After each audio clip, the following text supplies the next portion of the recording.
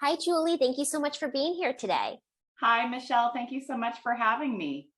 So let's get started with the audience learning a little bit about what is a career coach. Okay, so a career coach and a career counselor are actually a little bit different. A career coach focuses more on resume writing and job search support, interview strategy, whereas a career counselor will do that. And a career counselor also is trained in adult psychology and adult career psychology. So really that career alignment. And I think a lot of career coaches want to help with the career alignment, but there actually is a very mature, developed professional body of knowledge that is encapsulated as kind of career theory for how to really activate career alignment with a person's personality profile or their presentation, in common terminology, aligning purpose with work.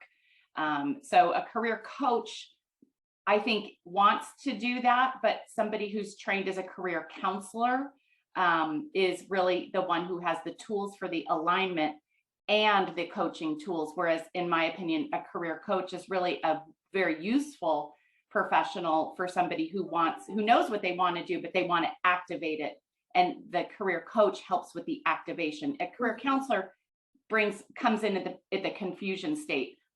What should I be when I grow up? Where should I be with my career today? And then a career counselor is going to work that puzzle for that person to set the alignment, and then they will coach them through or pass them to a career coach. That's the perfect protocol. It doesn't always work out like that. And just so that our audience is clear, are you a career coach or a career counselor or both? Well, both. So the National Career Development Association is the NCDA, and ncda.org is our professional association's website. And there isn't a lot of oversight in the career counseling and career coaching world. So it's a little bit buyer beware, because it is a professional designation. It is not a licensed profession like yours is. So you're regulated by a state body. Yes. And you have standards. Anybody can put up a shingle and say that they're a career coach or a career counselor. The career counselors who are certified career counselors are registered with the ncda.org. And that means that they have a master's degree in psychology. They've had the supervision and the training on career psychology. They've met some pretty rigorous standards to understand a human alignment component of career counseling. We also have coaching certifications as well. But I always tell people, if you're concerned or nervous about working with me or any other career counselor because you've never sought out career counseling before, go to the ncda.org.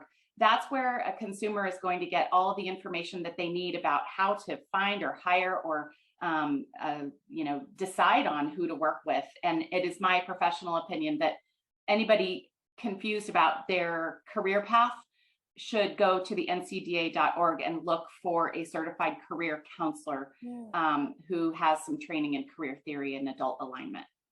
Yeah, and we'll include that website below so that our audience can easily get access to that information. So thank you so much for sharing that. Sure. So I'm really curious. A lot of my audience is moms. And I know growing up, I would hear a lot of like, well, having it all, being a mom, having a job, having it all.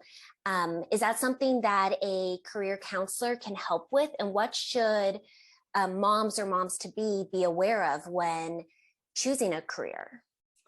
So, I always think people should go as full throttle in a career before they have children as they'd like to.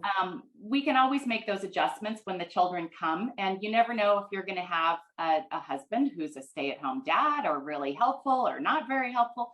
We can't, or maybe your baby's really hard. Maybe your baby sleeps all the time. I mean, there's really no way to foresee what that era in our life is going to be like in terms of rigor.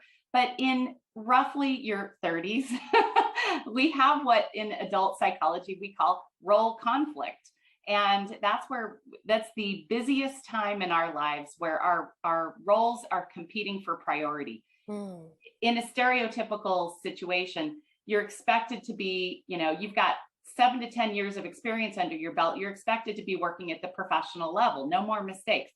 You're expected to be a wife or a husband. You're expected to be a mom. Your parents still demand a lot from you. So and you're trying to volunteer and be significant, a significant contributor in your community with maybe schools or church or volunteer. And so it can be very this is when you just drive through Taco Bell for dinner. I mean, these are those years. There's just not enough time. Something's got to give. And a lot of times, moms or dads will take a step back and go on dim or part-time, or maybe 3 days a week, or work remotely, or take a complete hiatus and re-enter. So what I really want, if there's one message for your audience, Michelle, it's that that's a hard time in life, and it's a wonderful time. And the right when you think you've got it all balanced, something changes. The kids move into another stage. You get your husband gets relocated. You get a raise. You get an opportunity you weren't expecting, and then all of a sudden, boom, it's gone. And the kids don't really need you that much anymore because they're in junior high, and you have a little more free time. And so enjoy it. And there's nothing, I can only speak from my personal experience. There's nothing more satisfying and rewarding than being able to look back on children you invested in and see them doing well. So it's okay if career takes a second seat for a little while, because it didn't in your 20s and it won't in your 40s. That's a great message. So let's say the kids are in junior high and you're ready to reinvest or maybe change careers or go back to school. Do you have any advice on that stage? When maybe... Absolutely. If your skills are not super fresh, if you've been out of work for 4, 6, 7, 8 years because you've been raising kids, maybe doing some volunteer work, put that community leadership and activity together at the top of your resume, and then substantiate your employment, your candidacy with some professional employment kind of at the bottom. Put it in there, just low light it a little bit, really highlight your most current experience, and go straight out into your local labor market, a 10-mile radius from your home, businesses with 10 to 50 employees, manufacturing, civil engineering, architects, construction management, these smaller companies, but robust family-owned companies in local consulting and building and engineering. Whether it's electrical engineer, there are so many companies with 10 to 50 people in a 10-mile radius of your home anywhere in the U.S. If you're in a regional area, if you're living out in a rural area, maybe not. But if you're in a suburban or urban area, there are lots of companies. And just send them your resume with a quick email that says, "Return to work mom here. I have really good organization skills. I'm really good at managing and coordinating projects. I've been doing this for PTA or church or soccer or whatever it is. And in my past life, I used to do technology sales. If you need someone to represent you, I'm looking for a 2 to 3 day a week job. If you just want to meet for 10 minutes, I'll come by and shake hands." And I'll bet if you sent that out to 10 people in this market right now with that strong economy, you'd probably get 1 or 2 people who wanted to know who you were. Return to work moms with some work history behind them and a little bit of a gap or a lot of bit of a gap are actually a huge, they're very in high demand, because these smaller family-owned companies, they can't afford to compete with the Harvard grads who have a perfect resume. And that's not what they're looking for.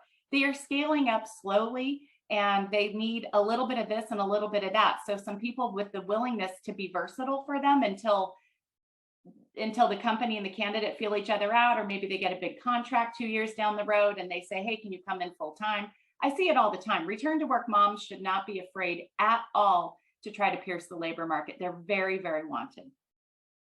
That's really good to know.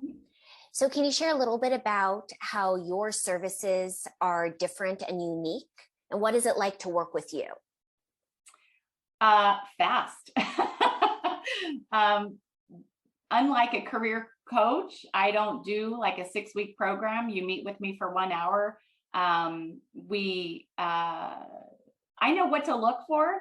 I've been doing it for a long time, so I kind of know what questions to ask. And I can tell a lot of times just from how people approach me through my contact form, what they write to me in their subject line and their little blurb, or what I see on their resume.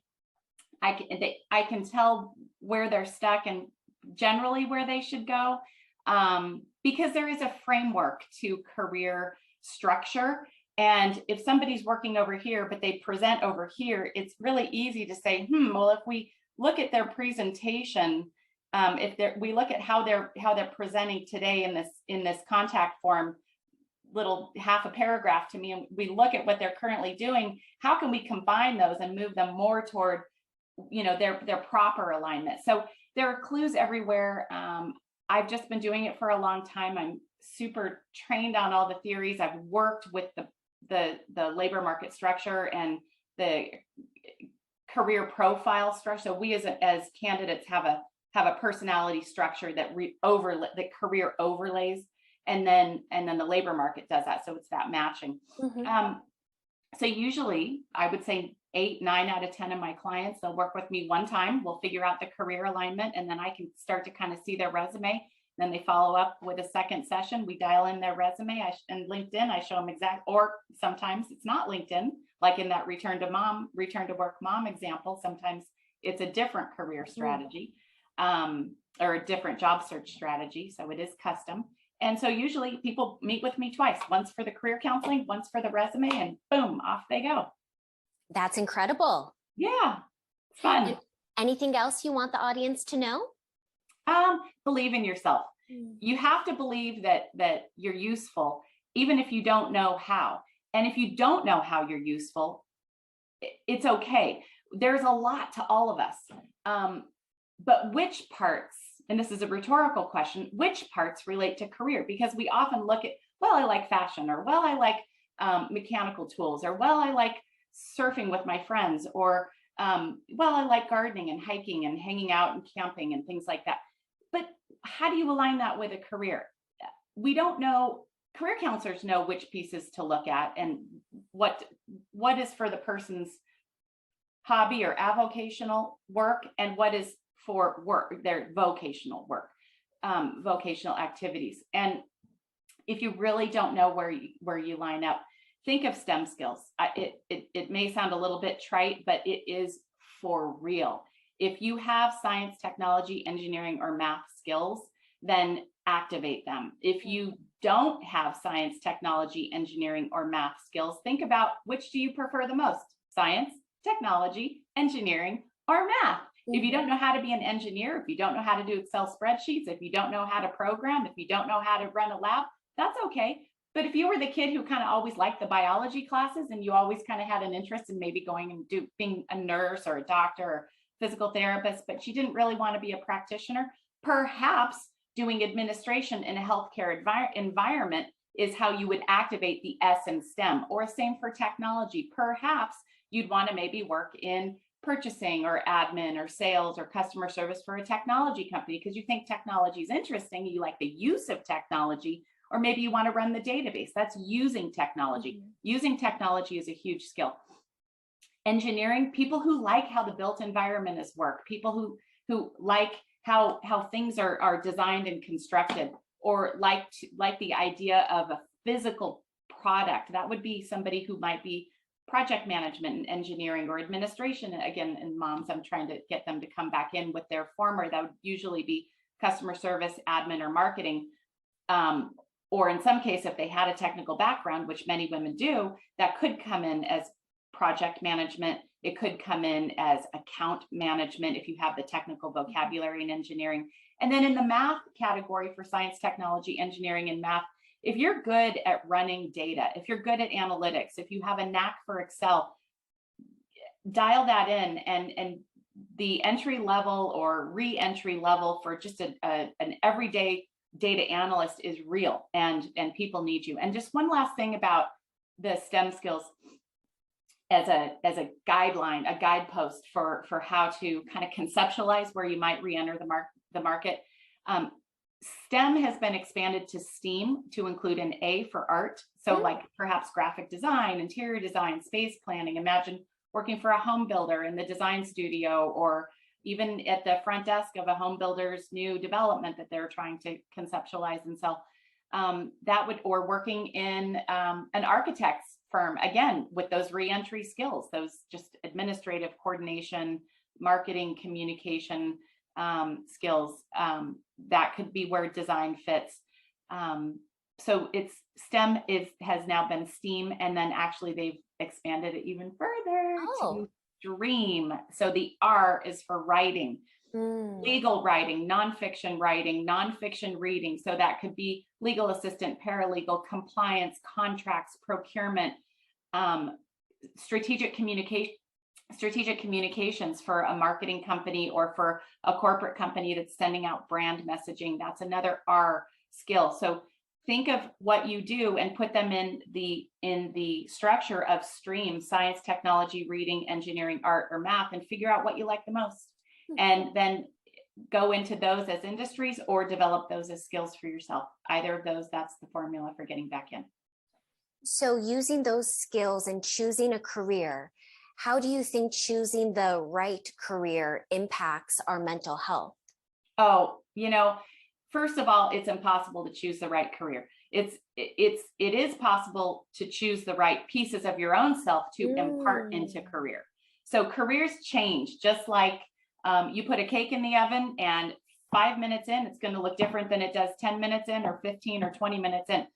We develop, we just do. I mean, we were children, we were youth, we were adolescents, we were young adults, we're mid adults, and we're gonna move on into our cycle through adult, and career changes, and it goes over our lifespan like a rainbow. So career is actually the retrospective history, not our future goal. I love that. It's true. But if you take the right piece of, like, I know I'm good at communicating, I know I'm good at writing, and I know that I kind of like the lady who has the job at my dentist front office. I think all that organization seems like fun. Go for that. And it may not be the perfect job, but it's going to be the right start. And if you're on, I always tell my clients, never have more than a 1 or 2 year outlook when you're taking a job. When you're taking a career step, take the right step for you right now. Don't worry about where it's going to lead, because if you take the right step, you're going to get yourself in the right room. And once you're in that room, you're going to see the windows and doors to the next step. But you can't until you're in that room. And there's nothing, you're asking somebody who it's my life's work to defend people's careers, and help them become exposed. Career is everything to mental health, in my opinion. It is the key, because simplified, what career really is, it's the outward expression of who we are on the inside. And it's such a beautiful thing. It brings so much joy and so much feeling of orientation, that I'm oriented to my life, that I'm doing the right thing with my gifts, that I have gifts, that I'm not just some person who was put here to kind of flail around and get a paycheck. I mean, since when are careers about paychecks?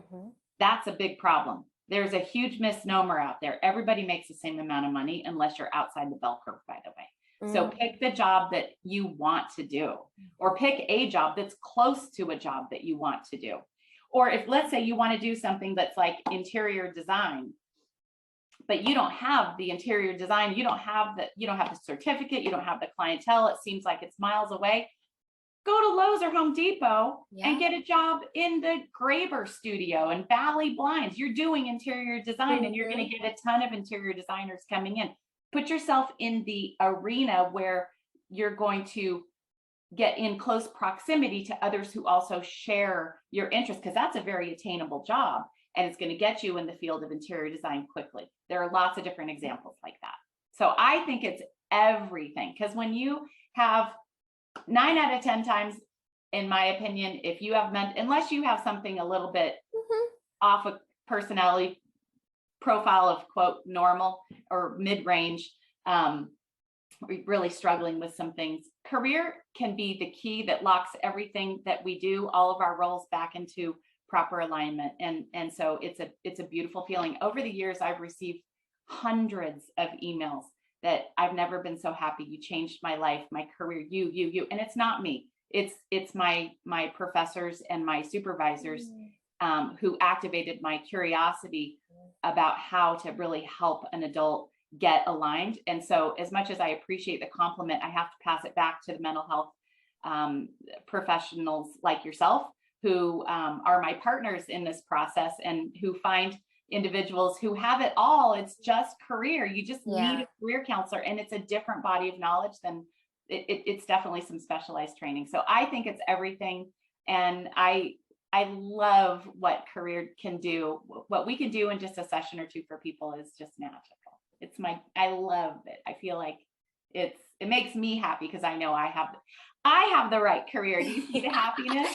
I do. I feel it. I feel it. And so beautifully said. And thank you so much for being here today. And if you liked this video, feel free to give us a thumbs up, leave a comment below if you have any questions, concerns. And if you haven't yet subscribed to Mind and Body Pilates, a wellness approach, feel free to click on our logo below. And we appreciate the support. Thank you, Julie. Thanks, Michelle.